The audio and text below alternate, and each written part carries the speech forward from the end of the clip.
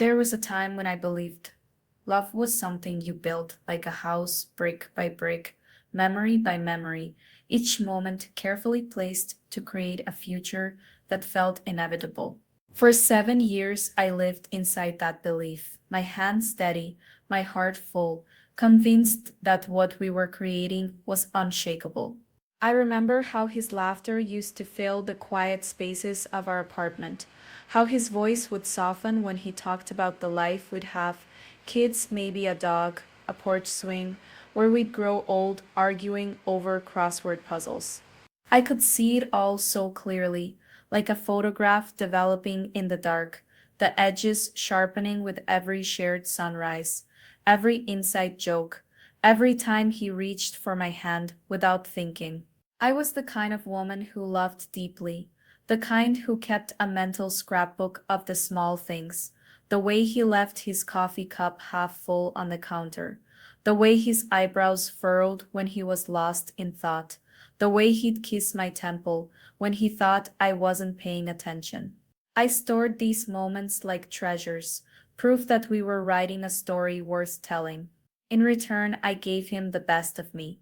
Not because I was trying to earn his love, but because I believed love was a garden you tended together, watering it with trust, pruning the doubts, watching it bloom in the quiet, steady sunlight of commitment. There were nights I'd lie awake, tracing the constellations of his freckles with my fingertips, whispering promises into the dark, promises about forever, about choosing each other even when the world felt heavy. I thought we were the same kind of dreamers, the kind who saw potential in the ordinary, magic in the mundane. I thought he saw me, the real me, not just the woman who stood beside him, but the soul beneath the skin, the heart that beat in time with his. I thought he knew that my worth wasn't something that could be measured by a mirror or a passing glance, but by the way I showed up, day after day, with a love that was as fierce as it was tender. But here's the thing about building a future with someone. You assume they're holding the same blueprint. You assume that when they say, I love you, they mean it the way you do, like a vow, like a sacred thing. You assume that the love you've nurtured is strong enough to withstand the storms, that the roots you've grown together run deeper than the surface. And maybe that's the real lesson here, the one I had to learn the hard way. Assumption is the quiet betrayal of the heart. Because while I was busy building, he was busy looking for an exit, and I never saw it coming. Now I want you to sit with this for a moment. Close your eyes and ask yourself, how many times have I loved someone more than they loved me? How many times have I mistaken presence for devotion, routine for passion, comfort for commitment? This isn't just my story, it's a mirror. And what you do with what you see next will define everything.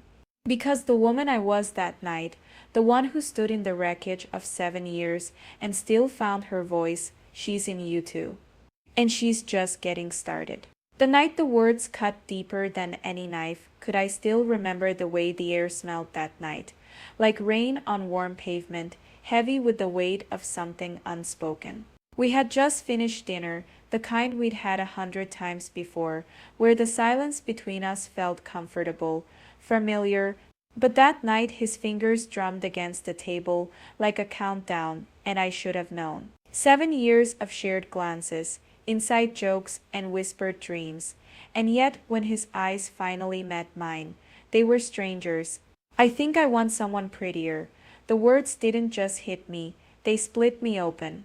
For a second the world tilted, the edges of the room blurring as if I were watching this moment from outside my own body. My hands, still wrapped around my coffee cup, went numb, prettier. Like it was that simple. Like 7 years of love could be measured in symmetry, in the curve of a jawline, in whatever shallow standard he'd suddenly decided I didn't meet. My breath caught, but not from tears. Not yet, from the sheer audacity of it. From the way he said it so softly, like he was doing me a favor by being honest. And then came the worst part. The silence, the way he waited for me to break. To scream, to beg, to prove I was worth keeping. But here's what he didn't know. What no one knew about the woman sitting across from him. I had spent years building a quiet fortress inside myself. One brick for every time I'd been told I wasn't enough. One layer for every doubt I'd swallowed to keep the peace. So when the sting of his words threatened to drown me, something else rose up instead. Something fierce. I didn't flinch. I didn't look away. I just smiled, not the kind that reaches your eyes, but the kind that lets someone know you see them. Really see them for the first time. And in that smile, he saw it. The moment he realized he wasn't just losing a girlfriend. He was losing the one person who had loved him enough to stay, even when he didn't deserve it.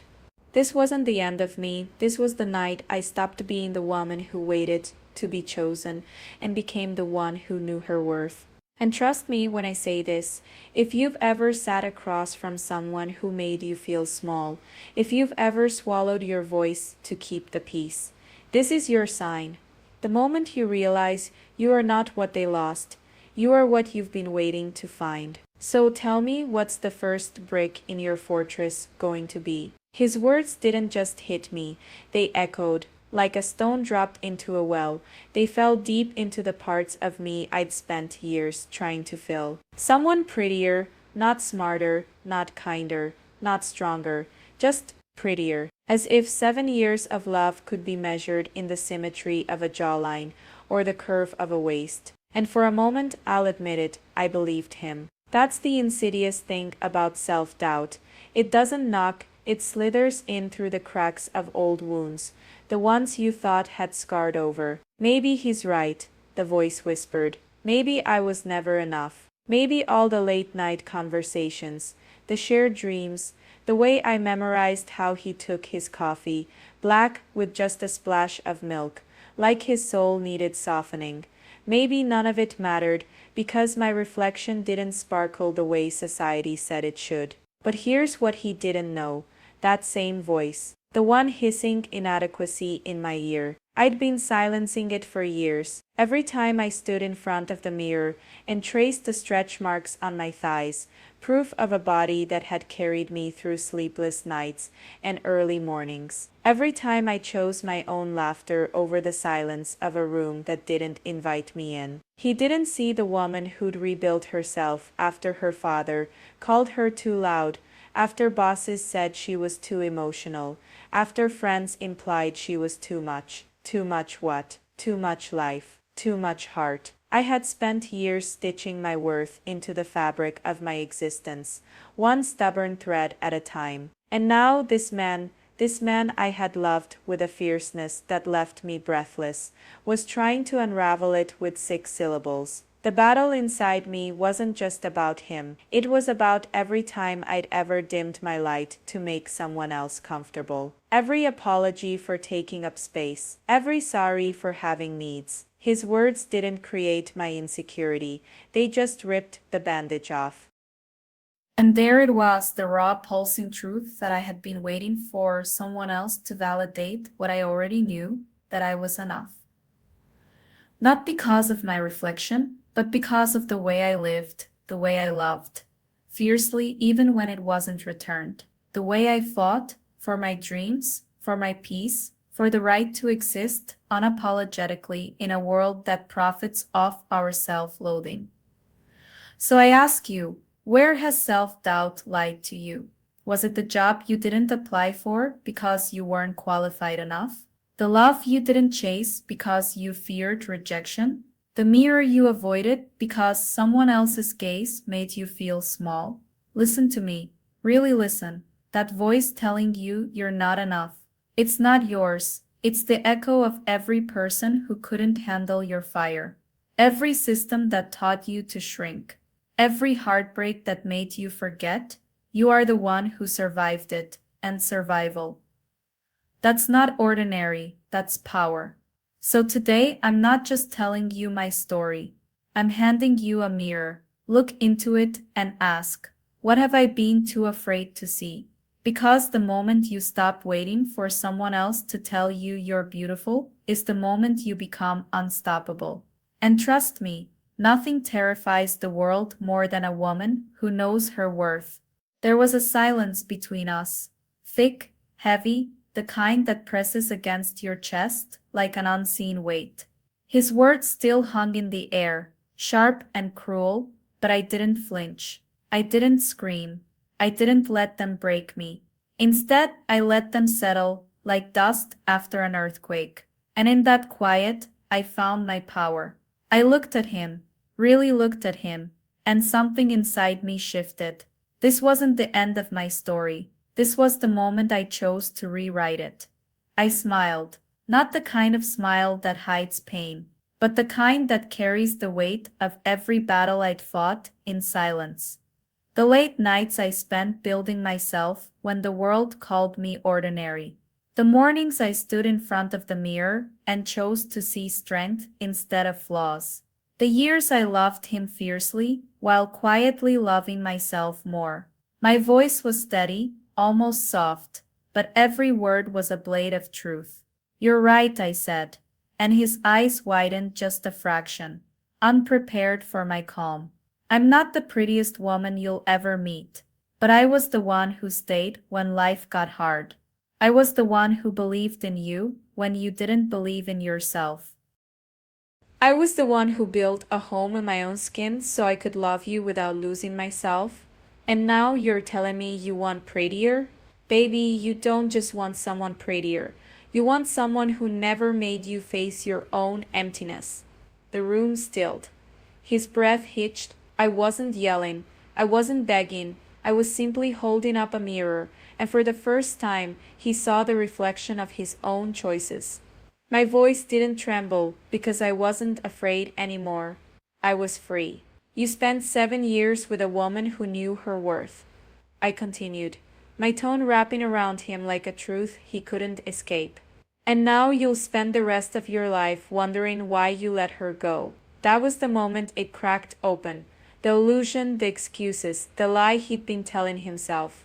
His face crumpled, not because I'd shamed him, but because he finally saw what he'd been blind to. My quiet strength had been the foundation he'd taken for granted. And now it was the very thing slipping through his fingers. This wasn't about revenge. This was about revelation.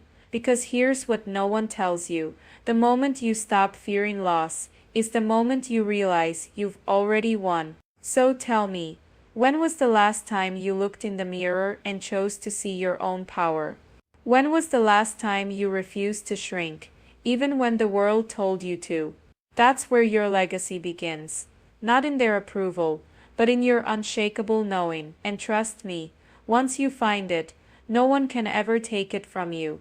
And then there it was. The moment his eyes filled with tears, not because I had shamed him, or because guilt had finally caught up to him, but because something inside him cracked open. It wasn't the kind of crying that comes from regret alone. It was the sound of a man realizing too late that he had been standing on sacred ground and never bothered to look down. His breath hitched, and for the first time in 7 years, I saw him not the version of him who had grown complacent, not the one who had let society's whispers shape his desires, but the raw, unguarded man who had once loved me before he forgot how. I watched as the first tear fell, and I didn't reach for him. I didn't need to. This wasn't about fixing him or softening the blow. This was about the weight of truth settling into his bones. His hands trembled slightly, and I recognized that tremor, not as weakness, but as the physical manifestation of a mind racing to rewrite years of unexamined thoughts. He wasn't crying because I had wounded him. He was crying because he had wounded himself. Because in that instant he saw the woman he had taken for granted, the one who had built her strength in the quiet corners of his indifference, and he understood with a clarity that must have felt like a knife, that he had confused ordinary with invisible. There's a kind of silence that follows tears like these, one that isn't empty but thick with the echoes of everything left unsaid. His shoulders shook, and I knew he was reliving every dismissive glance, every time he had let his gaze wander, Every moment he had chosen distraction over devotion. And in that silence, I felt no triumph. Only the deep, resonant sadness of knowing that some lessons only land when they're carved into us by loss. Tears, after all, are just the body's way of speaking when words fail. His were saying, I see you now. And for the first time, I think he really did. This is the fragile alchemy of awareness. The moment when the scales fall from our eyes, and we're forced to confront not just what we've done, but who we've been. His tears weren't an apology, they were an awakening. And as hard as it was to watch, I realized something profound. The most powerful thing you can do in a relationship isn't to hold on tighter, it's to stand firm enough in your worth that the other person has no choice but to see it, even if it breaks them open. So I ask you this, where in your life are you waiting for someone else to recognize your value before you do? What if the real transformation isn't in changing their mind, but in refusing to let their blindness define your light? Because here's the truth. When you stop begging for a seat at the table and realize you were always the table, the world has no choice but to adjust. And sometimes that adjustment comes with tears. Not yours, theirs. There was a silence in that room after he spoke. One of those heavy, suffocating silences where time seems to stretch and warp. But in that quiet, I heard something else.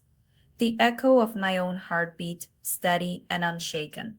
Because here's the truth. No one tells you the strength we build in silence is the kind that never needs to scream to be heard. For 7 years, I had been the woman who loved fiercely, who showed up even when the world called me ordinary. I was the one who held space for his dreams while quietly nurturing my own resilience, layer by layer, like sediment settling into stone.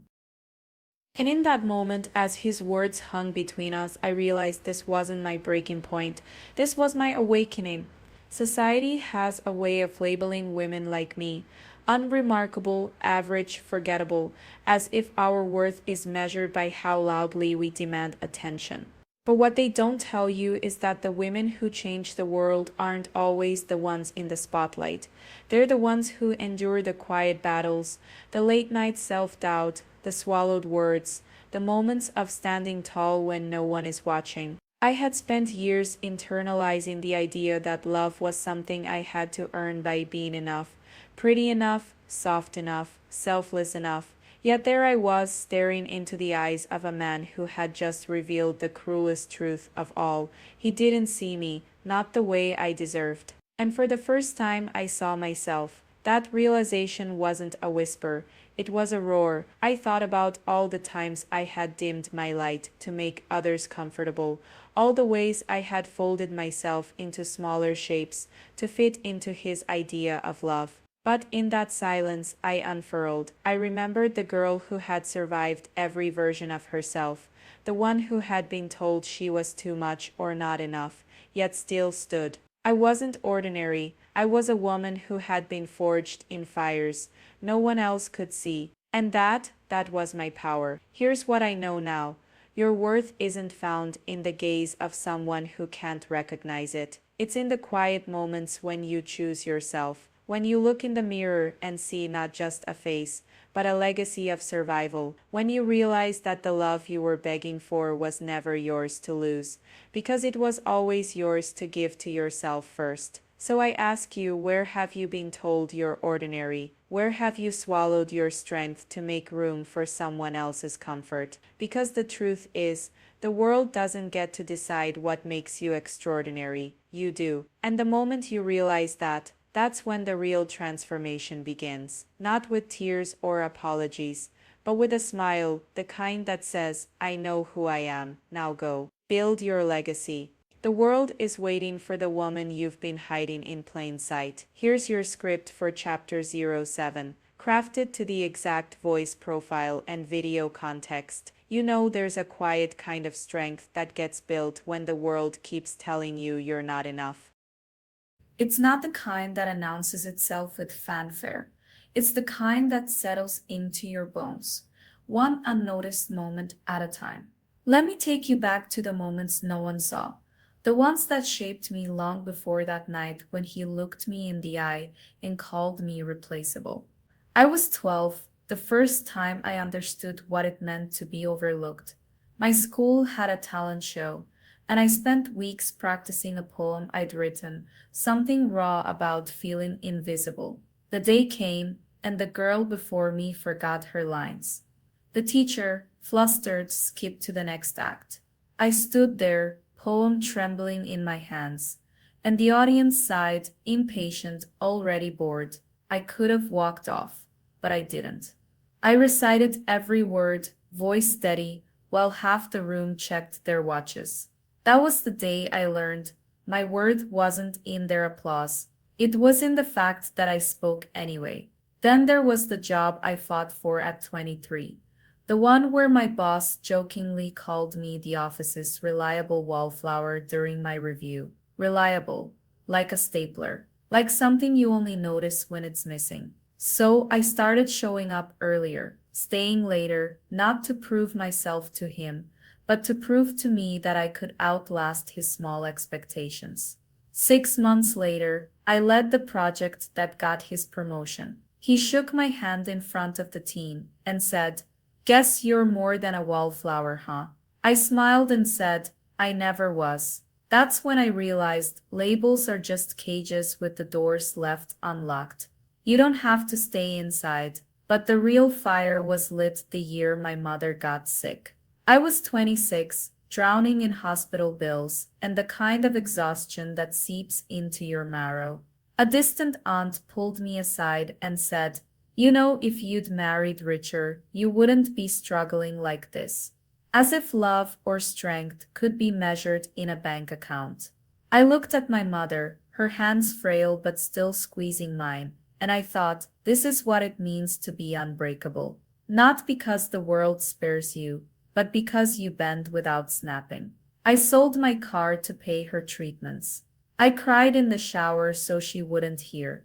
And when she whispered, "You're so strong, my girl," I finally believed her. So when he told me he wanted someone prettier, he wasn't just dismissing my face, he was dismissing every version of me that had chosen to rise. The girl who spoke to an empty room. The woman who turned wallflower into wildfire. The daughter who learned that love isn't earned by being chosen, it's proven by choosing yourself over and over when no one else will. Here's what I need you to hear. Your strength isn't in what they see, it's in what you've survived when they weren't looking. Those late nights, those swallowed tears, those moments you stood tall when your knees wanted to buckle, that's your legacy.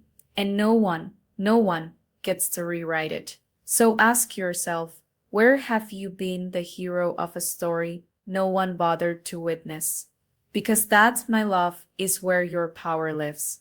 Not in their applause, in your refusal to be silent. There's a moment in every relationship, whether it's with a partner, a friend, or even yourself, where you have to pause and ask, does this space I'm in honor who I am, or is it slowly erasing me? I remember standing in that silence after his words cut through the air like a blade. I want someone prettier, and feeling something shift inside me. Not pain, not anger, but a quiet, unshakable clarity. Because here's the truth. Long before that night, I had been training for this moment. Every time I was called ordinary, every time I was overlooked in a room full of louder voices, every time I had to fight to be seen, I was actually gathering the proof of my own worth. And in that second, I realized something devastating. He had never really seen me at all. Now I need you to sit with this for a moment. Close your eyes and remember a time when someone made you feel small. Not because of what you lacked, but because of what they lacked. The vision to recognize your depth. Maybe it was a partner who dismissed your dreams as unrealistic, or a friend who only celebrated you when it was convenient for them. Maybe it was a boss who took your ideas and presented them as their own, leaving you standing there, invisible. That sting? That's not your failure. That's the sound of a mirror cracking, reflecting back a truth you were too loyal or too afraid to name. You were never the problem. You were just in the wrong story. Here's what no one tells you about being labeled ordinary. It's not an insult, it's a test. A test of whether you'll let the world's shallow measurements define you, or whether you'll dare to rewrite the rules. I spent years believing that love meant being chosen, that validation was something you earned through perfection. But real love, the kind that changes you, isn't about being picked. It's about being seen, and not just seen for the highlights, but for the scars, the quiet battles, the way your hands shake when you're tired, but you keep building anyway. That night, I looked at him and understood his inability to see my worth wasn't a reflection of me. It was a confession of his own limitations. So here's your permission slip. Stop waiting for people to catch up to your value. The relationships that drain you, the ones that make you shrink or apologize for existing, they aren't mistakes. They're lessons in contrast, showing you exactly what you won't tolerate as you step into the life you deserve. I didn't just walk away from him that night. I walked toward a future where my energy is matched, where my ordinary is someone else's extraordinary, where the love I attract doesn't just admire me, it understands me. And that starts with you, right now. Ask yourself, who in my life reflects my worth back to me? Who makes me feel like my presence is a gift, not a compromise? If you can't name them, it's time to edit your circle. This isn't about bitterness, it's about intentionality. Every person you allow into your inner world is either a mirror or a window. Mirrors show you who you are, windows show you who you could become. Surround yourself with windows. Seek out the people who don't just love you on your good days, but study you on your hard ones, the ones who say, I see you and I'm not going anywhere. Because here's the secret, when you stop begging for scraps of attention and start demanding the love you deserve, the right people will rise to meet you, and the ones who don't, they were never meant to stay. So today I'm asking you to do something radical. Choose yourself out loud, not as a last resort, but as your first and final answer. The world will call it selfish, call it survival, call it sanity, call it the first day of a life where you are never ever the afterthought again. And when you're ready, when you've built a life so full of people who get you that the old wounds feel like a story from another lifetime, you'll look back at this moment. You'll realize that the night you were told you weren't enough was actually the night you became unstoppable. Now go, build that life. I'll be right here cheering you on. That night, as I stood in the mirror after he left, I didn't see the woman he called ordinary. I saw someone who had spent years shrinking, adjusting my laughter to be quieter, my opinions to be softer, my dreams to fit neatly into his vision of a future. But in that shattered reflection, I also saw something else, a fire I had forgotten was there.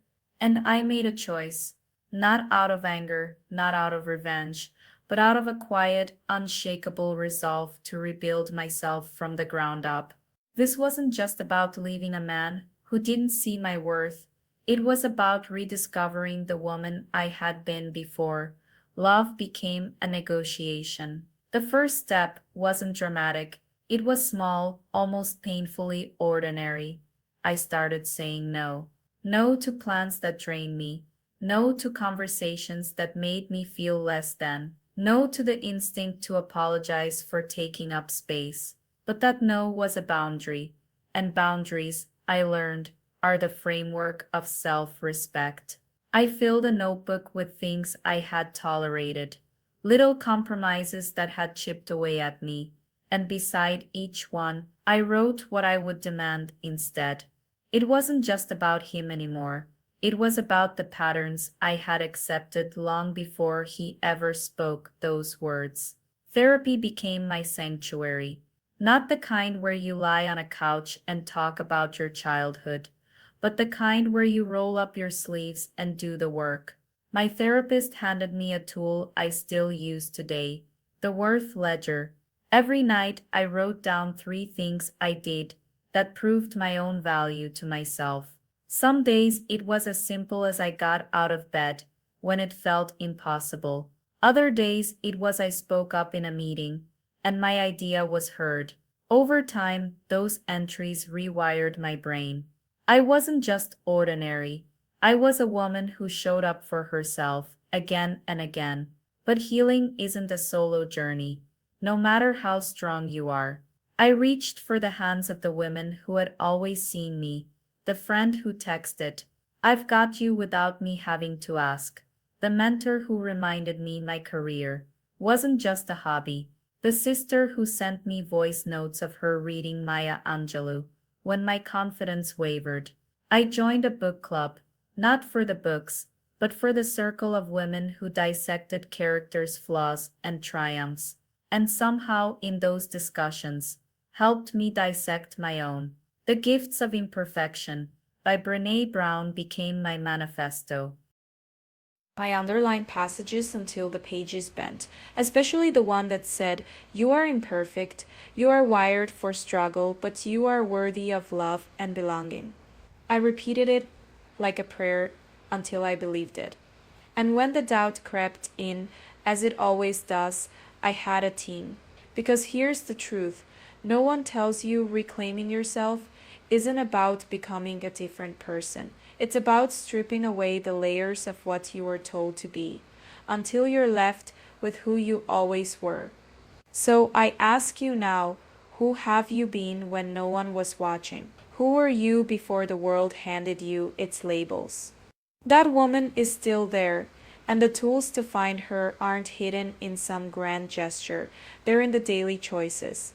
The therapy session you finally book, the friend you text instead of isolating, the book you read that feels like a mirror. This isn't just about moving on from someone who didn't deserve you. It's about building a life so vibrant, so unapologetically yours, that the idea of being prettier or enough for someone else becomes irrelevant, because you'll be too busy being enough for yourself. And that, my friend, is where the real power lies. So take the first step today, not for him, not for them, for the woman in the mirror who's been waiting for you to come home. There was a morning, just an ordinary Tuesday, the kind society would glance over without a second thought, when I stood in front of my bathroom mirror and finally saw her. Not the woman he had called ordinary, not the reflection warped by years of quiet self-doubt, but me, raw, unfiltered, and pulsing, with a strength I'd been too afraid to name. That was the day I stopped waiting for permission to take up space. It didn't happen all at once. It was in the small, defiant acts first. The way I lingered in my favorite cafe, savoring my coffee alone without rushing to text him updates. The evening I wore the red lipstick he'd once said was too much, and caught my own smile in the rear view mirror, thinking, this is exactly enough. It was the Saturday I framed my college diploma, the one I'd earned while working two jobs, hanging it where the sunlight hit just right, because my achievements deserved to be celebrated, not minimized. And oh, the way my chest swelled when my little niece tugged my sleeve and whispered, "You're the prettiest when you laugh like that." As if she'd seen what I'd been blind to, that my worth wasn't a negotiation. I started a list. Not of flaws to fix, but of proof, every time I'd shown up for myself when no one else did. The night I drove 3 hours to see my sick friend because she needed me. The way I taught myself to cook my grandmother's recipes, keeping her memory alive in my hands.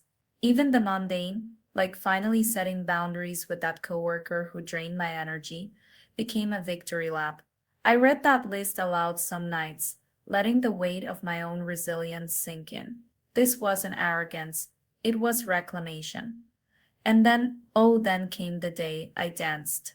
In my living room, music blaring, no audience but the walls that had heard me cry.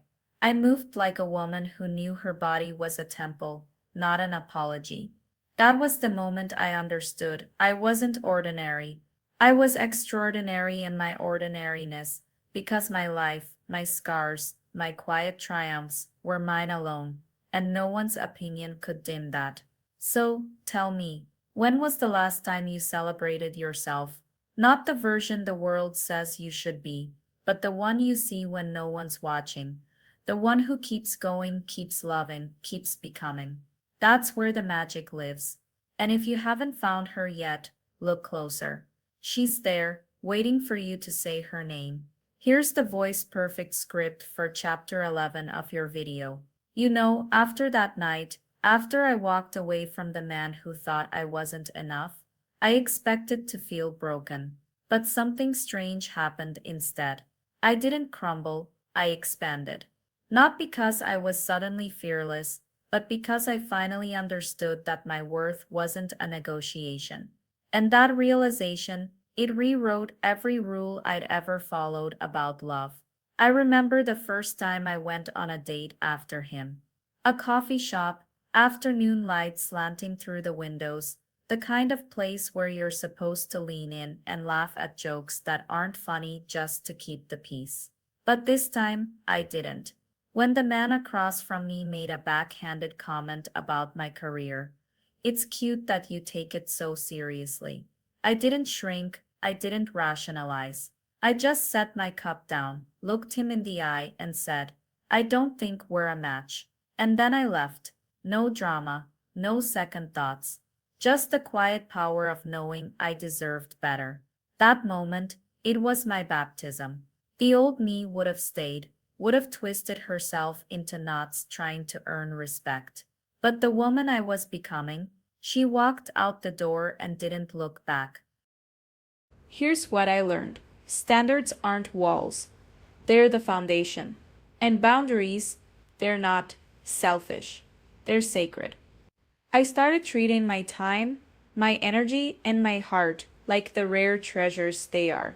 If a conversation left me feeling small, I ended it.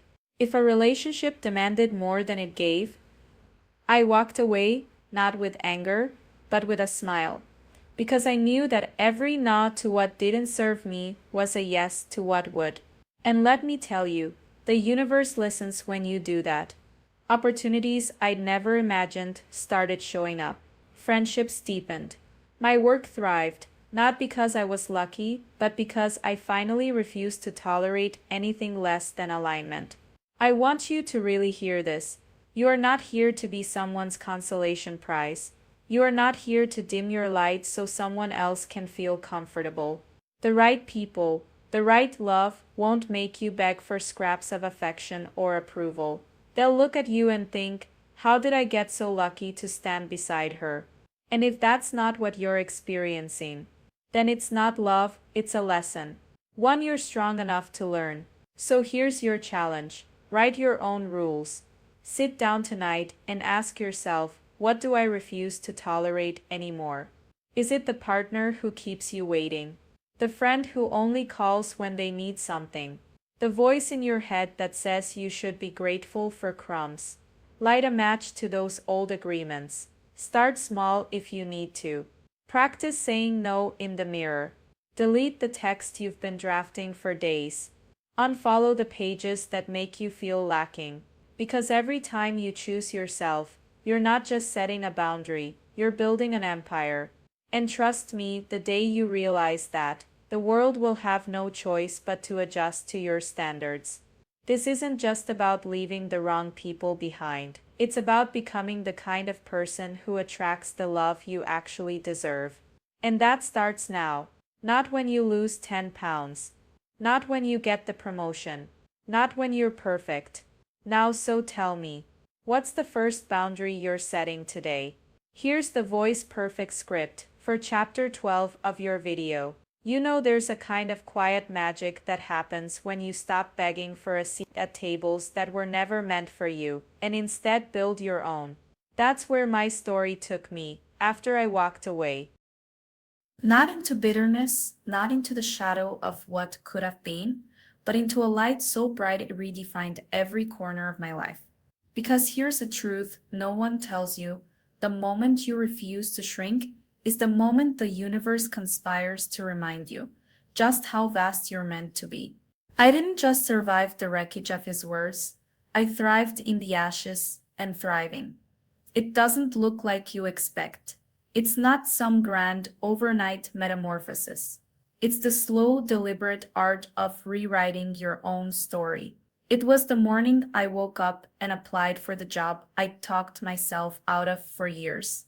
Because suddenly my fear of failure felt smaller than my hunger to prove to myself what I was capable of. It was the friendships that bloomed when I stopped performing perfection and let people love me, messy edges, unedited laughter, and all. It was standing in front of the mirror, tracing the lines on my face that society called flaws, and realizing they were the map of a life lived, not a life lacking. Opportunities? They didn't just knock, they flooded in. Not because the world suddenly saw my worth, but because I did. I started a side hustle born from a passion I'd buried to keep the peace in my relationship. Within months, it became a thriving community of women who, like me, had been told they were too much or not enough. We built something real, and the men who entered my life after. They didn't just see me, they studied me. Not with the greedy eyes of someone inventorying my flaws, but with the awe of someone who recognizes a woman who has chosen herself repeatedly, unapologetically. But here's the part that will stay with you. The self love wasn't the destination, it was the foundation. It was the reason I could look at my reflection and say, I am not who he left, and I am better for it. It was the strength to sit in a room full of strangers and know I belonged there, not because I'd earned their approval, but because I'd granted it to myself. It was the courage to love again, not from a place of lack, but from a place of overflow, because I was already whole. So let me ask you this. What would your life look like if you trusted your worth the way I learned to trust mine? Not as a concept, not as a Pinterest quote, but as the bedrock of every decision, every boundary, every no and every hell yes. Close your eyes and see it. The version of you that isn't waiting for permission to take up space. That's not a fantasy, that's your future knocking. And honey, it's time to answer. There's a kind of quiet power that comes from standing in the wreckage of what you once thought was your future and realizing this is not the end. It's the moment you look at the cracks in your heart and see them not as scars, but as proof that you survived the earthquake. 7 years with someone who once made you feel like the center of his world, only to be told you weren't enough, it could have broken me. But here's the truth. I had to learn the hard way. The things that shatter us are the same things that reveal what we're truly made of. And I was made of more than he ever saw. I didn't walk away that night with my head hung low. I walked away with my spine straighter than it had ever been, because for the first time I wasn't carrying the weight of his expectations or his doubts. The weeks that followed weren't easy. There were nights I cried, not for him, but for the girl I used to be, the one who would have believed him, the one who would have shrunk herself to fit into his idea of pretty. But that girl was gone. In her place stood a woman who had looked in the mirror and finally recognized the fire in her own eyes. That fire, it didn't come from him. It came from every time I chose myself when the world told me to choose silence. Here's what I know now. Worth isn't something you prove to others. It's something you remember within yourself. The jobs I landed after, the friendships that blossomed in the space he left behind, the way I started to laugh louder, love harder, and take up more room in this world, none of that came from being prettier. It came from being unapologetically me. And that's the lesson I want to press into your hands like a lifeline. If you're sitting there right now wondering if you're enough, let me tell you something. The right people won't make you question it. They'll look at you and see what I finally saw in myself, a soul too bright to be dimmed by someone else's limited vision. This story isn't just mine. It's for the woman scrolling through her phone at 2 a.m., wondering why she wasn't chosen. It's for the man who was told he wasn't strong enough, smart enough, anything enough. It's for anyone who's ever been made to feel small in a world that profits from your self doubt. Your story matters, not because it's perfect, but because it's yours, and that's the only permission you need to own it. So here's your challenge. Look at the places where you've been broken and ask yourself what grew in the cracks. Because that's where your power lives. That's where your legacy begins. Don't just survive your story, build something beautiful with it. The world tried to tell me I was ordinary, but ordinary women don't rewrite their endings. They don't turn their pain into purpose. They don't stand in front of the mirror and say, I am enough, and then live like they believe it. So, no, I wasn't the prettiest girl in the room that night, but I was the one who walked away whole. And that, my love, is a kind of beauty no one can take from you. Now go write your own ending. So here I stand, no longer the woman who flinched at her own reflection, no longer the voice that trembled when the world called her ordinary. Because what I've learned in these 7 years isn't just about love lost or pride reclaimed, it's about the quiet revolution that happens when you stop asking for permission to exist as you are. That night when he told me I wasn't enough, he didn't just break my heart, he cracked open a truth I'd been too afraid to name. My worth was never his to measure, and neither is yours. This isn't a story about revenge or proving someone wrong. It's about the moment you realize the love you've been begging for is the same love you've been withholding from yourself. I didn't make him cry with words of anger. I made him cry by showing him the woman he'd overlooked, the one who rebuilt herself in the silence of his doubts, who turned his rejection into a mirror and finally saw her own strength staring back. That power, it wasn't in my bones or my face or the way I fit into his idea of beauty. It was in the choices I made after to walk away, to heal, to build a life so vibrant that his absence became the proof of my growth. Now I ask you, what if the thing you've been told is your greatest flaw is actually the raw material of your legacy? Society will call you too much or not enough, but here's what they'll never tell you. Those labels are just the friction that polishes you into something unshakable. My story isn't extraordinary because I survived a man's cruelty. It's extraordinary because I chose to thrive in the space he left empty. I filled it with self-trust, with boundaries that gleam like armor, with a kindness so fierce it doesn't bend for those who mistake gentleness for weakness. So take this as your permission. Slip. Stop waiting for the world to validate what you already know. Your scars aren't proof of damage, they're the map of where you've been and the proof you kept going.